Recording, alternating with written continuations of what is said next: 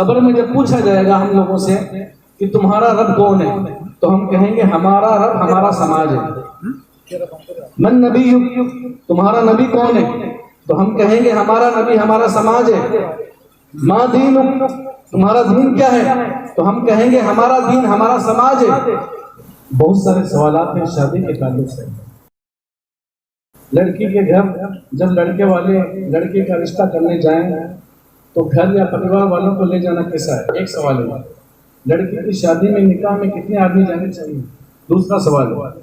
ولیمے میں D J band یا دنیاوی رسم و رواج ہو تو وہاں جانا کیسا ہے؟ تیسرا سوال ہے۔ لڑکی کا جب نکاح ہو تو لڑکے کے پتا کے رشتے دار یا پریوار والے کھانا کھا سکتے ہیں کہ نہیں؟ چوتھا سوال ہے۔ لڑکی کے پتا لڑکی کو شادی میں اسے کچھ دینا چاہیں تو کیا دے سکتے ہیں؟ پانچواں سوال ہے۔ اور جو لوگ جہاں پر اللہ اور اللہ کے رسول کی سنتوں کی مذاق اڑایا جاتا ہو، سنتوں کا مذاق اڑایا جاتا ہو، وہاں جانا کیسا ہے؟ جو لوگ جاتے ہیں ان کو یہاں پوری مجلس میں یہ عہد قسم شفقت دلائیں کہ جہاں پر اللہ اور اس کے رسول کی کھلی یعنی ان کی مذاق اڑایا جاتا ہے ان کا کھلا، ہم وہاں جائیں کہ نہ جائیں؟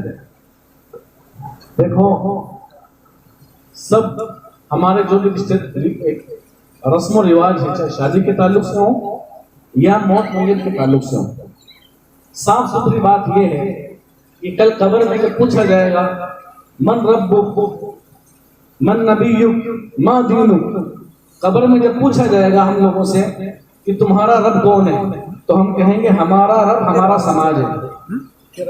من نبیک، تمہارا نبی کون ہے، تو ہم کہیں گے ہمارا نبی ہمارا سماج ہے۔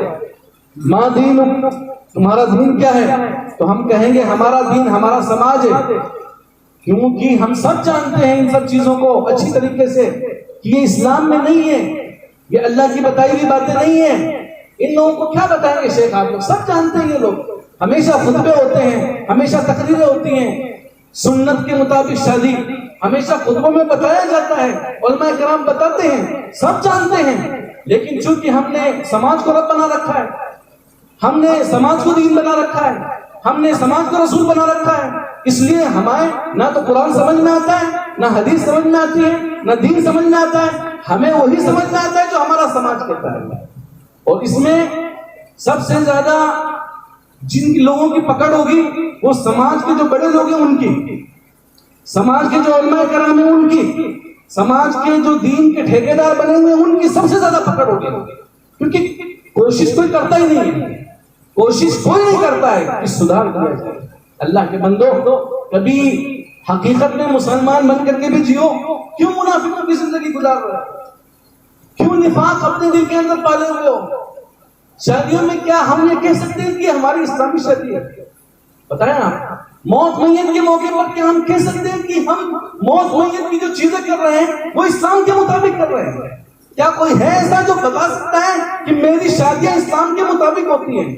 یہاں سنتاونی کے گاؤں ہیں، یہاں پر کتنے سارے گاؤں ہیں، کتنے سارے مسلمان ہیں۔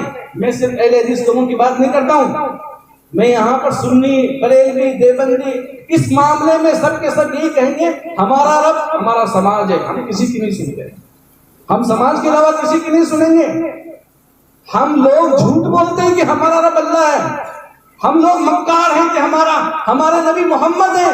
محمد نے کیا کہا ہے کہ سب سے بہترین شادی وہ ہے جس کے اندر سب سے کم خرچہ ہو، سب سے بہترین شادی وہ ہے جس کے اندر سب سے کم خرچہ ہو۔ اور یہاں شادی کے لیے لوگ جیتے ہیں، شادی کے لیے لوگ مرتے ہیں، شادی کے لیے لوگ 40 سال 50 سال 60 سال تک باہر اپنی بیوی سے دور، اپنے بچوں سے دور، اپنے ماں باپ سے دور، اپنے سب رشتہ داروں سے دور، موت میت میں کبھی نہیں آئیں گے ملنے کے لیے۔ لیکن شادی ہو، دوست ہوگا تو بھی وہ فلائٹ پکڑ کر کے یہاں آئے گا کہ مجھے شادی میں شریک ہونا ہے۔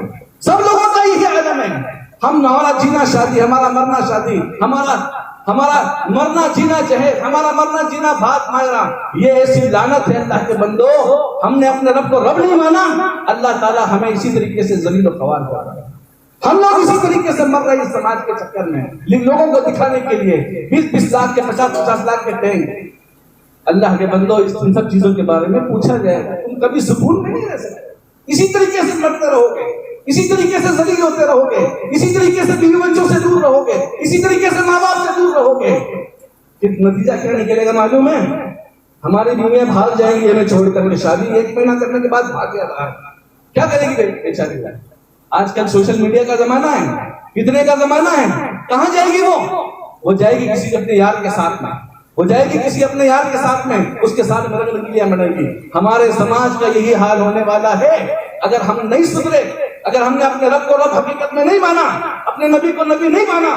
جھوٹے دعوے ہیں یہ کہ ہم نبی سے محبت کرنے والے ہیں، اللہ کی قسم کھا کے کہہ رہا ہوں، جھوٹے دعوے ہیں۔ قل ان کنتم تحبون فاتبعونی، اللہ سے محبت کرتے ہیں ہم لوگ، کیوں نہیں مانتے نبی کی بات کو، کیوں نہیں مانتے رسول کی بات کو؟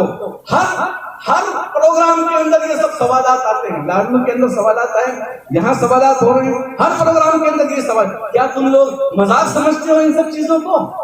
کیا تم لوگ مذاق بنا کے رکھا ہے یہاں پہ؟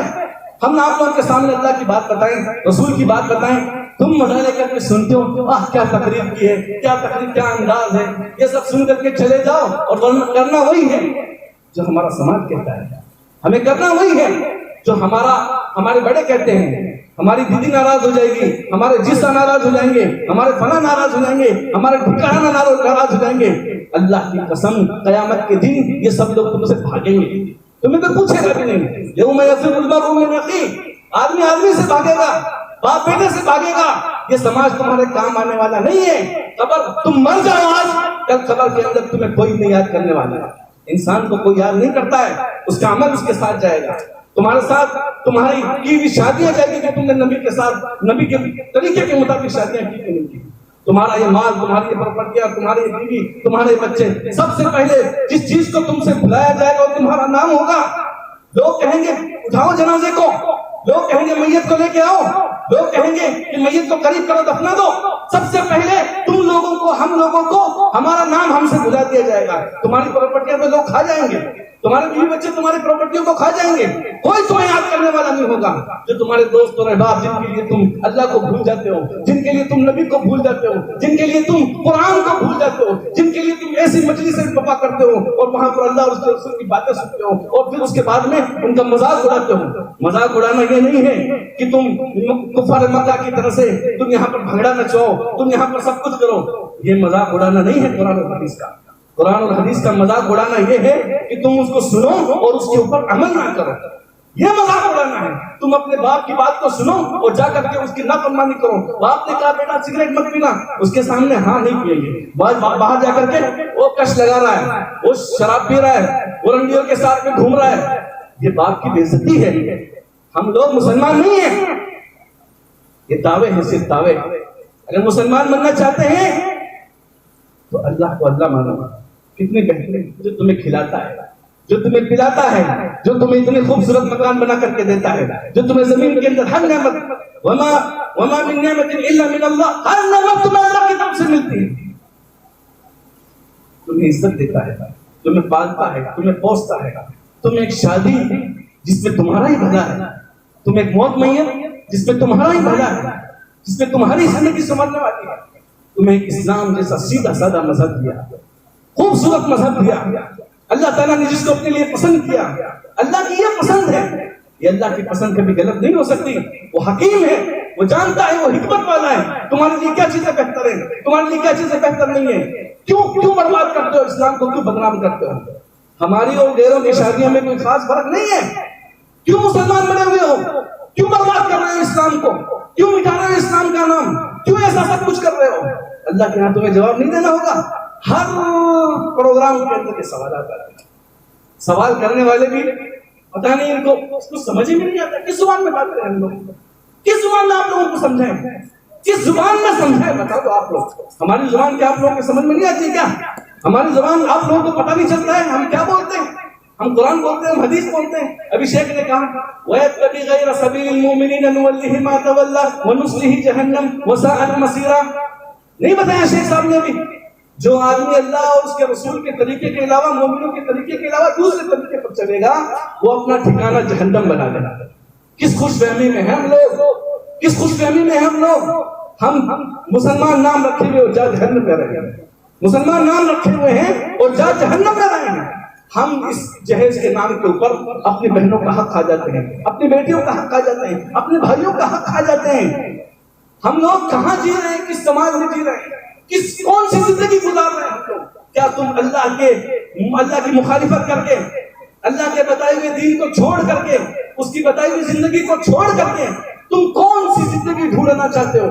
تم کون سی زندگی ڈھونڈنا چاہتے ہو جس میں تمہیں سخی مل سکے، جس میں تمہیں چین مل سکے، جس میں تمہیں آرام مل سکے؟ وَمَنْ أَعْرَضَ عَنْ ذِكْرِي فَإِنَّ لَهُ مَعِيشَةً ضَنكًا، جو میرے دین سے منہ موڑے گا، میرے نبی کی سنت سے منہ موڑے گا، میرے نبی کے بتائے ہوئے طریقے سے منہ موڑے گا، میں اس کی زندگی تنگ کر دوں گا، اس کی زندگی میں سکون نہیں ہوگا، پڑا رہے گا باہر، 40-60 کمائے گا، یہاں آئے گا 55-60 کی عمر میں آئے گا، 5-6 سال کھانسے گا، بستر پر پڑا رہے گا اور مر جائے گا، بس نہ بچے یار اس کو پیسے سے مطلب ہے۔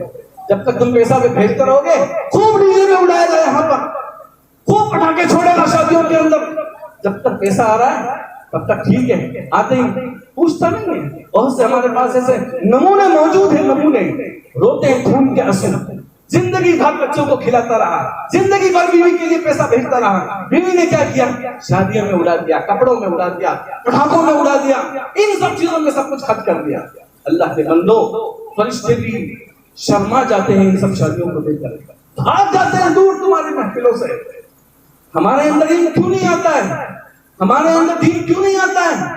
ہم صرف داڑیاں رکھ کے لمبی لمبی نمازیں پڑھ کر کے 4 دن جا کر کے اس طریقے سے ہم لوگ اللہ کو کیا بتانا چاہتے ہیں؟ ہم لوگ مسلمان نہیں ہیں۔ مسلمان وہ ہے جس کا ہر عمل سنت کے مطابق ہو، مسلمان وہ ہے جس کا ہر عمل، مسلمان کہتے ہیں اس اونٹ کو جہاں اللہ کے بیٹھ جاتا ہے، اس اونٹ کو کہتے ہیں، اس جانور کو کہتے ہیں اللہ کے اڑ جاتا ہے، اللہ کا ادھر اڑتا ہے، اللہ کے اس طرح شادی کر، اس طرح سے شادی کرتا ہے، 3 دن کے بعد اس کو ختم کر دیتا ہے۔ یہ نہیں کہتا میرے باپ داداؤں نے ایسا کیا، میرے ماماؤں نے ایسا کیا، میرے پرکھوں نے ایسا کیا، میرے ان لوگوں نے ایسا کیا۔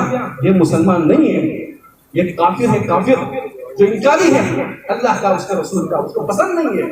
وَمَنْ يَبْتَغِ غَيْرَ الْإِسْلَامِ دِينًا فَلَنْ يُقْبَلَ مِنْهُ، یاد رکھو جو راستہ انسان اختیار کرے گا اللہ کی مرضی کے خلاف ہوگا، اس کا وہ دین قابل قبول نہیں ہے۔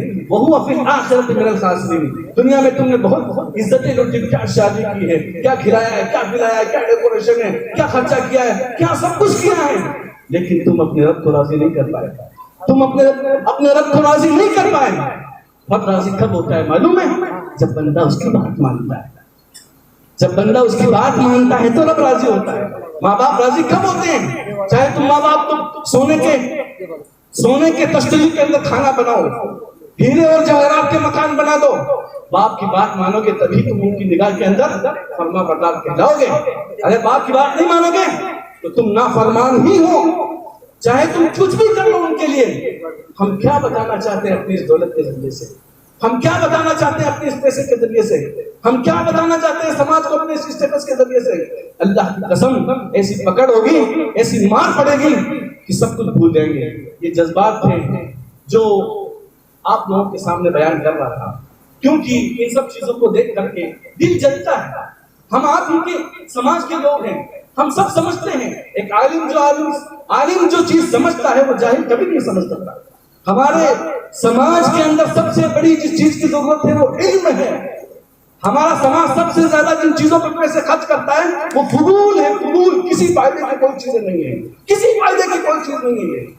اللہ کے بندو، اللہ نے پیسہ دیا ہے، اچھی جگہ خرچ کرو۔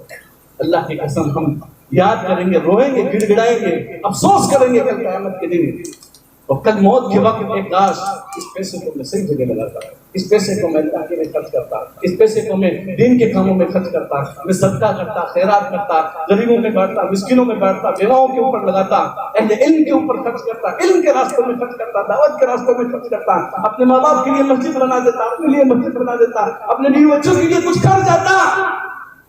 یہی سب چیزیں ہمیں فائدہ پہنچائے گی۔ اگر کوئی چیز جذبات کے خلاف ہو آپ لوگوں کے تو پیش کی معافی چاہتا ہوں، لیکن حقیقت یہی ہے